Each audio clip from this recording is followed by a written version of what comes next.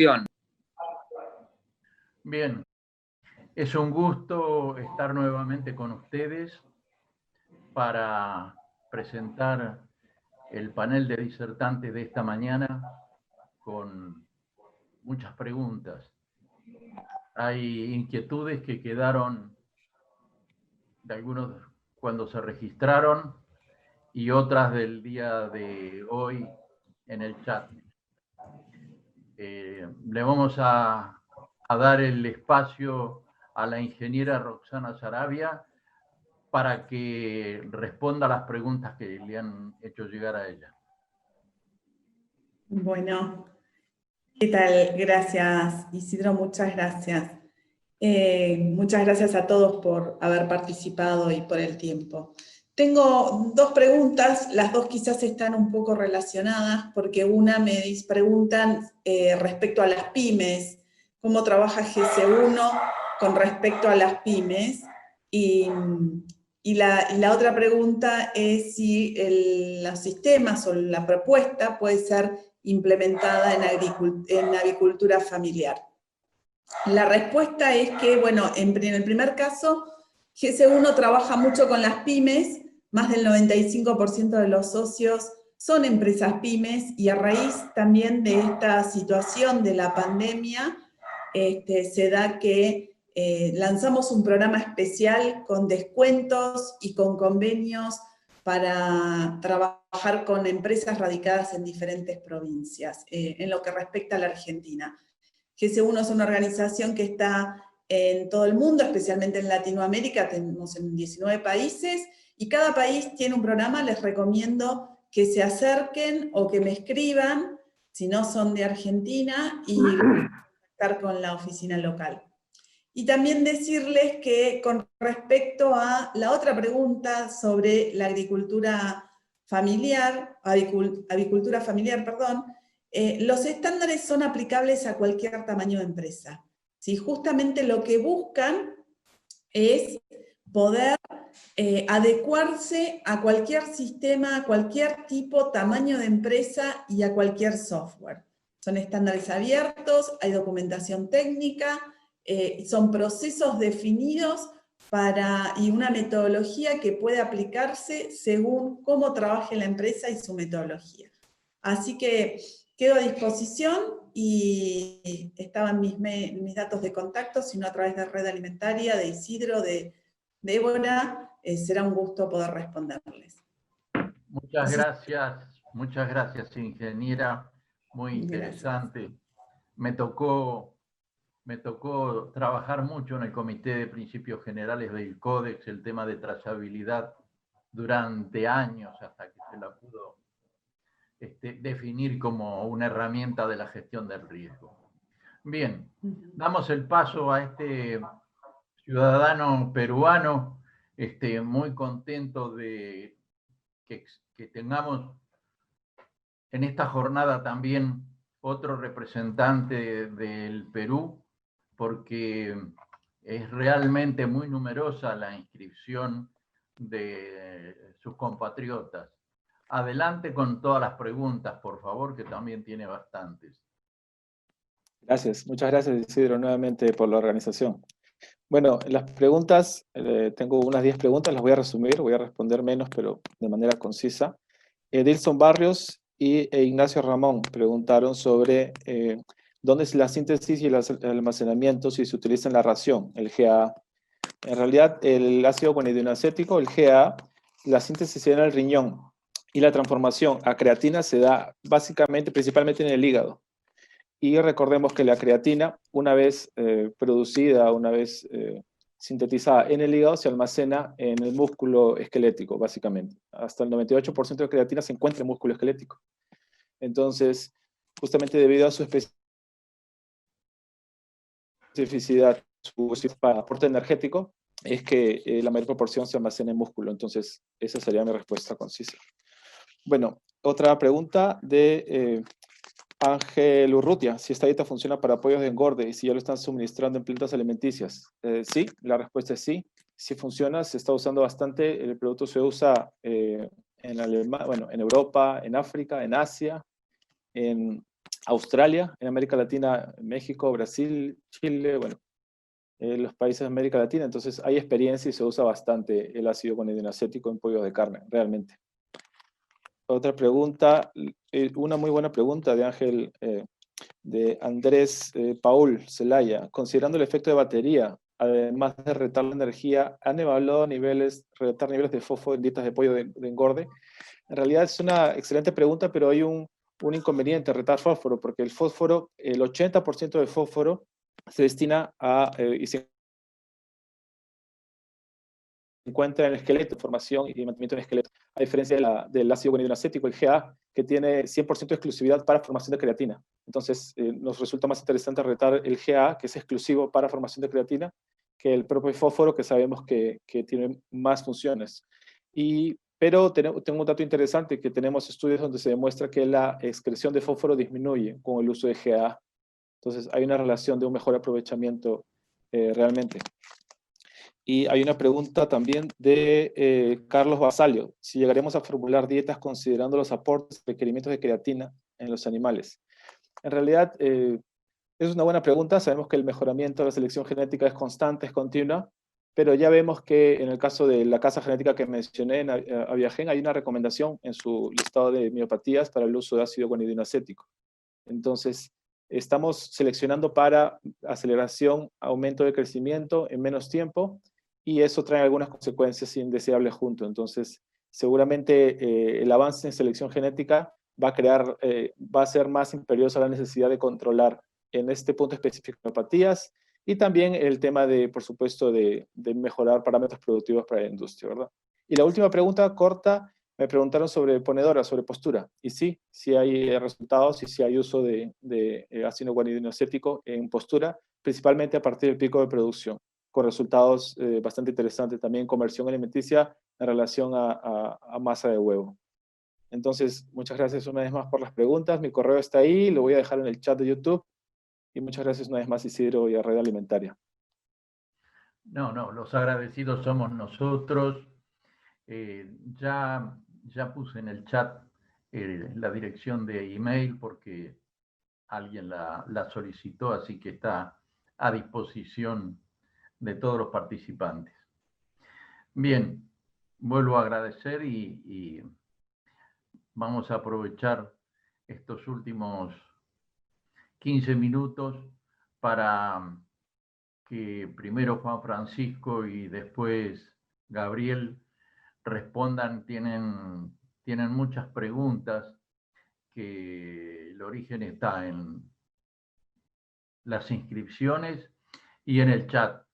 Así que primero, Francisco, por favor.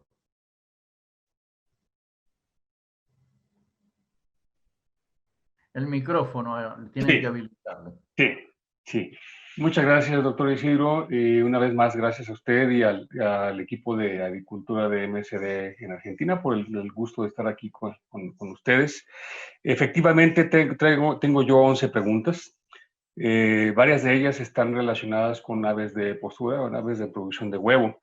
La primera es, ¿qué frecuencia se recomienda para la vacunación en producción bajo el concepto de prototipo? Dependiendo del tipo de virus vacunal que se utilice, pero con las cepas que nosotros estamos acostumbrados a trabajar, que tienen una persistencia relativamente larga en las aves, nosotros recomendamos que haya una vacunación en zonas de alto desafío cada 8 semanas. Normalmente lo que se recomienda, lo que estamos haciendo, por ejemplo, en México, que es donde tengo yo más experiencia, es una vacunación alterna. Primero una cepa y luego la otra. Una cepa y luego la otra. Insisto, con una frecuencia de cada 8 semanas. Había otra pregunta relacionada. ¿Qué programa de vacunación se recomienda para bronquitis en empresas de postura? Normalmente lo que se recomienda es aplicar una vacuna a virus vivo lo más temprano posible para evitar la afectación antes del inicio del desarrollo del sistema reproductivo y evitar de esta forma que se presenten falsas ponedoras en la etapa de producción. Entonces, aplicar una vacuna virus vivo, ya sea en la incubadora o lo más temprano posible, llegando las aves a la granja, Una vez más, practicar las revacunaciones cada 8 semanas. Para el concepto de prototipo se insiste también en el uso alterno de las 2 cepas que se hayan seleccionado, o se pueden aplicar esas 2 cepas en forma simultánea y repetir cada 8 semanas. Y pasadas las 10 semanas de edad, aplicar una o, si es necesario, 2 vacunas inactivadas para levantar el nivel de anticuerpos circulantes. La siguiente pregunta, si es recomendable vacunar contra bronquitis en aves reproductoras sobre 50 semanas de edad. La respuesta es sí, pero se tiene que tener cuidado en seleccionar qué cepas vacunales a virus vivos se van a utilizar. En lo personal, en mi experiencia personal, el uso de cepas de serotipo Connecticut, la reacción postvacunal puede en sí afectar la producción de huevo. Entonces, yo sugeriría más bien el uso de cepas tipo Massachusetts o tipo 491 que no tienen tanto tropismo por el oviducto. Otra pregunta, el grado de prevalencia del virus de la bronquitis en una granja. Este es un coronavirus, entonces es sumamente transmisible, se difunde con muchísima rapidez y si se practica un análisis serológico representativo en una granja, es muy fácil encontrar una prevalencia muy superior al 80%. Otra pregunta es si en Argentina existe el serotipo Q1. La información que tengo que sí. De hecho, una de las laminillas que presenté en mi disertación, se hacen las pruebas de desafío con cepas del serotipo Q1 que habían sido aisladas ya pues en Chile o en Argentina. Entonces sí es importante tener esa información. ¿Cómo ha beneficiado conocer el concepto de protectotipo en el control de la bronquitis infecciosa?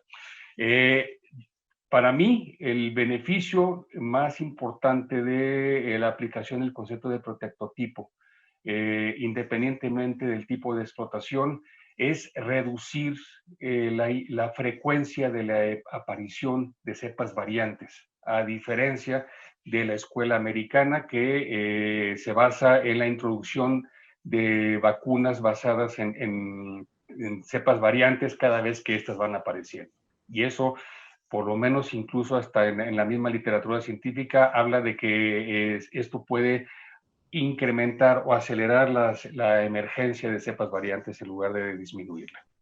Edad mínima de aplicación de vacunas que generan protectotipo, como lo mencioné, tanto para aves de postura como para apoyo de engorda, en la medida que se pueda aplicar este tipo de vacunas en la planta de incubación es mejor, sobre todo si se cuenta con información sólida de que estas vacunas persisten durante un periodo significativo de más de 6, 7, 8 semanas. De esta manera, si se aplica, sobre todo en pollo de engorda, si se aplican estas vacunas en la planta de incubación, ya no hay necesidad de revacunar en granja y eso reduce la incidencia de reacciones postvacunales en etapas en las que más duelen, que es cuando el pollo tenga más de 4 semanas de edad. También saber si estos programas son más para reproductoras y se refuerzan para apoyo de engorda. Este tipo de programas aplicados estratégicamente pueden usarse tanto para aves de larga vida como para pollo de engorda. Y insisto, en el caso de pollo de engorda, con cepas que sean persistentes, es mejor para no tener necesidad de aplicar refuerzos en granja. La bronquitis se puede clasificar como una infección horizontal, definitivamente sí. No hay evidencia científica que demuestre que haya transmisión vertical del virus de la bronquitis infecciosa, afortunadamente. Entonces, todos los programas de vacunación están diseñados para controlar la transmisión horizontal. Que las muestras que se toman para evaluar la presencia de virus de campo y vacunas y con qué laboratorio trabajamos nosotros. Nosotros tenemos un convenio con un laboratorio escocés que se llama Exovo, que utiliza una prueba de secuenciación de nueva generación. Se toman muestras de hisopos traqueales y cloacales en aves de 3, 4 y 5 semanas de edad. Se hacen improntas de estos hisopos en tarjetas FTA y se envían a este laboratorio, y ellos en cuestión de no más de 3 semanas envían un resultado de PCR y secuenciación determinando cuál es la cepa que está circulando en la granja. Como había mencionado en la presentación, el objetivo del programa de vacunación a virus vivo es desplazar a las cepas de campo. Entonces, si se está aplicando un programa de vacunación con determinadas cepas vacunales, el objetivo es que esta prueba de secuenciación demuestre que sea la cepa vacunal la que estamos encontrando. ¿Y qué planes se sugiere para ponedoras y reproductoras? Creo que ya lo mencioné. De cepas a virus vivo durante el levante, cada 8 semanas, una vacuna o 2, dependiendo del grado de desafío de campo después de las 10 semanas de edad, y el uso alterno de vacunas a virus vivo en producción. Creo que eso es todo. Muchas gracias. No, los agradecidos somos nosotros por habernos participado en la experiencia desde México. La ventaja que tiene este servicio, poder hacer llegar el trabajo, el conocimiento y la experiencia de gente que está tan lejos, para que la gente que está trabajando y aplicándolo en las granjas. Yo me hizo acordar la época que andábamos diagnosticando bronquitis renal y había que hacer pases ciegos, trabajar en embrión de pollo, oye, y te oigo hablar ahora que hacen secuenciación y cómo se está trabajando en bronquitis en este momento, bueno, en general, pero bueno, este caso bronquitis en particular. Muchas gracias nuevamente y damos el lugar al doctor Gabriel Mayo.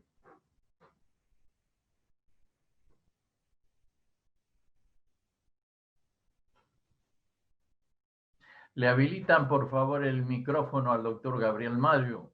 Hola, ¿lo tengo habilitado ya? Sí, listo. Bueno, ¿qué tal? Buen día para todos. Muchas gracias por permitirnos ingresar a sus hogares, sus oficinas, ¿sí? Sus laboratorios en donde estén trabajando, ¿sí? O disfrutando como nosotros de este espacio. Bien, yo tengo realmente muchas preguntas muy interesantes, todas realmente muy pertinentes. Las he agrupado un poco como para poder ser un poco más escueto en las respuestas. Bueno, primero tengo un par de preguntas de Juan Tedeschi, de Sabrina Almaraz, ¿sí? Que tiene que ver básicamente sobre el desarrollo intestinal, ¿sí? O sea, la primera, la de Juan, es sobre la alimentación dentro de la incubadora, ¿sí? Si contribuye al desarrollo intestinal. Y la respuesta es sí, totalmente. La respuesta acotada. La respuesta ampliada sería que la nutrición que nosotros hagamos de la reproductora, ¿sí? Y todos los nutrientes que bioacumule la reproductora en el huevo van a servir de pronutrientes para el desarrollo intestinal.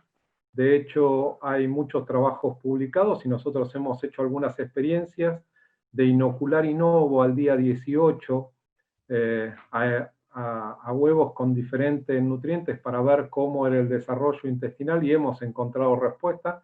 Hemos encontrado respuesta tanto en el aparato inmune como en la digestibilidad de los nutrientes con nacimiento de esos pollitos. Así que la respuesta es sí. Hay un campo muy grande de trabajo. El problema tecnológico a nivel industrial hoy tiene que ver con la inoculación Inovo, si nosotros queremos nutrir directamente al huevo, ¿sí? ¿Cómo hacemos para compatibilizar, por ejemplo, una vacunación, que es un mecanismo común hoy en las plantas de incubación, una vacunación, con la aplicación de nutrientes y las compatibilidades que habría entre ellos? Por ahí hay una línea de trabajo muy interesante, ¿sí? Y con respecto al desarrollo, o sea, qué características, por ejemplo, pregunta de Sabrina Almaraz, qué características del alimento hay que tener presente para tener un buen desarrollo del pollito bebé. O sea, tengamos en cuenta que el pollito bebé ya viene, o sea, con un desarrollo intestinal, por lo que hablamos anteriormente. Con lo cual lo que nosotros tenemos que hacer es adaptarlo a una nueva nutrición, o sea, los mejores resultados los tenemos de manera experimental, que es difícil de lograrlo en la práctica, con una alimentación de 2 días, una dieta muy baja en lípidos, con alta cantidad de aminoácidos digestibles.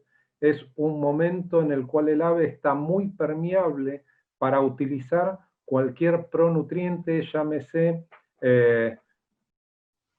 inmunoglobulinas, factores de crecimiento, o sea, en eso tenemos muchos trabajos actualmente, estamos desarrollando incluso modelos matemáticos para poderlos incluir adentro del formulador, es donde mayor cantidad de respuesta tenemos, la utilización de lo que es expresión competitiva con probióticos en esa etapa, ¿sí? Tengamos en cuenta que el aparato digestivo, si bien se está desarrollando, está muy inmaduro, ¿sí?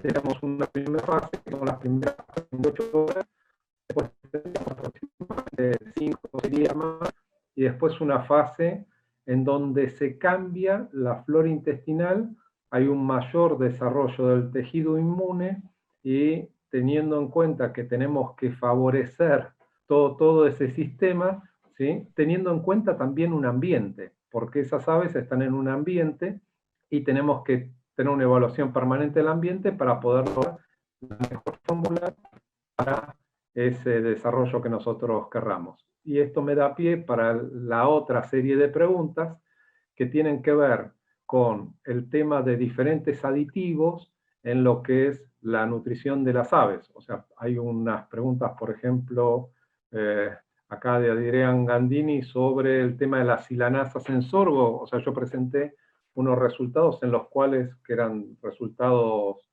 de bibliografía, que es, o sea, el sorgo tiene menos cantidad de silanos que un maíz o que un trigo. Entonces la pregunta es bien al punto de si se usarían silanasas en sorgo. Y, o sea, esto debería ser un concepto general. O sea, nosotros para que actúe una enzima tiene que tener un sustrato. Entonces, el sustrato en el sorgo es menos que en el maíz y en el trigo, pero no significa que no lo hay, ¿sí? Y los silanos son diferentes. Hay silanos solubles, hay insolubles y se comportan de manera diferente. La pregunta de Marcela Vázquez respecto a las mananasas, si influyen o no en una enteritis necrótica, tiene que ver exactamente con lo mismo. O sea, ¿qué cantidad de mananos tenemos en la dieta para evaluar si una mananasa va a ser efectiva? ¿Sí? Porque una degradación de los mananos me disminuye la viscosidad intestinal y me mejora el medio interno intestinal ante una respuesta de una proliferación de clostridios. ¿Sí? Lo mismo lo podemos lograr, ¿sí? Como pregunta Olsen Paredes, sobre el uso de acidificantes, ¿sí? Una acidificación del medio interno favorece las proliferaciones de lactobacilos, de bacterioides, o sea, de la flora intestinal benéfica. Y Santiago Mendoza pregunta sobre la importancia de los probióticos, ¿sí?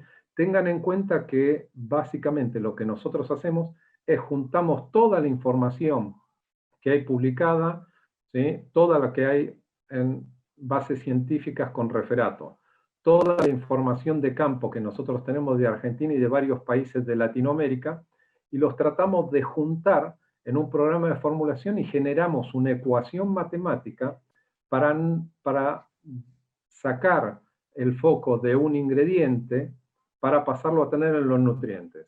Entonces, hay preguntas específicas sobre qué fibras utilizamos. Nosotros no usamos un solo tipo de fibras al momento de formular. Siempre se utilizó la fibra cruda.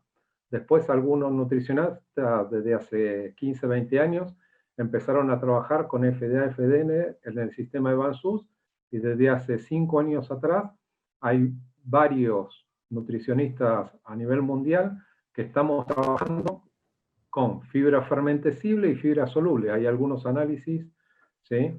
Que, por ejemplo, los análisis químicos de Prosky, que nosotros lo usamos, tomamos alguna información de nutrición humana para evaluar justamente cómo se comportan esas fibras en lo que es la fermentabilidad intestinal, cómo podemos utilizar algunos subproductos, o sea, ya sean aminoácidos sintéticos o fuentes de proteína de altísima digestibilidad, para no complicar el tracto digestivo posterior y poder tener una mucho mejor respuesta. Y eso lo que hacemos es lo transformamos en una ecuación matemática que puntualmente lo pregunta Enrique Silva, ¿sí? De cuál es la ecuación, la fórmula que trabajamos matemática para calcular energía metabolizable, ¿sí? O sea, pasa también mi correo porque tenemos que hablar mucho y requiere toda una explicación muy larga de toda la aplicabilidad matemática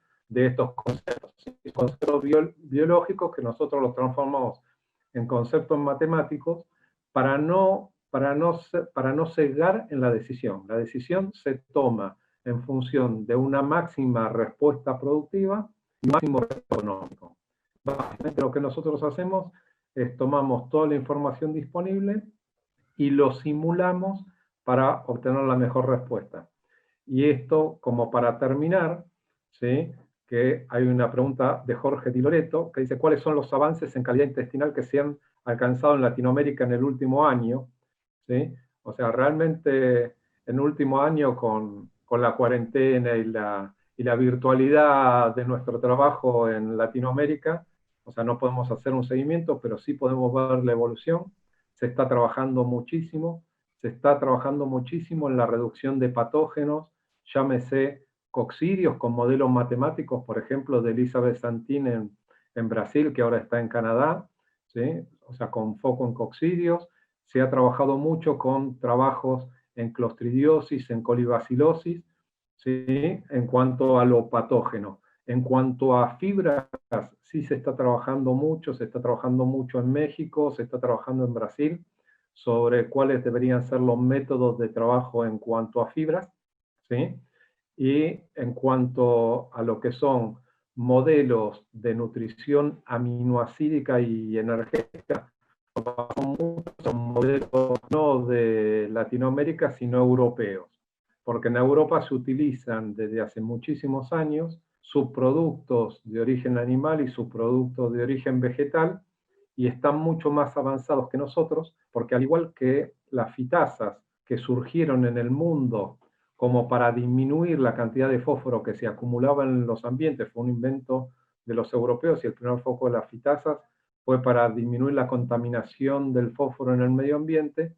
Lo mismo pasa con los subproductos, o sea, mucha de la información básica proviene de Europa. Y en Latinoamérica realmente tenemos excelentes profesionales como para poder aplicar toda esa tecnología.